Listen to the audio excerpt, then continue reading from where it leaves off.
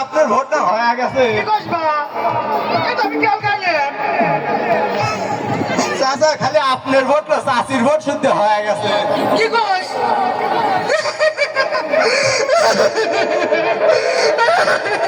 চাচা আপনি কাঁদেন কে?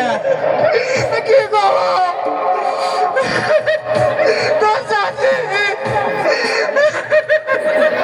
আর যারা তোর মতো আগে মারা গেছে আর শিখে গেল মানে বলছে চলে গেল তো আমার সাথে একবার তো আমার নিয়ে গেল ও দাদা দাদা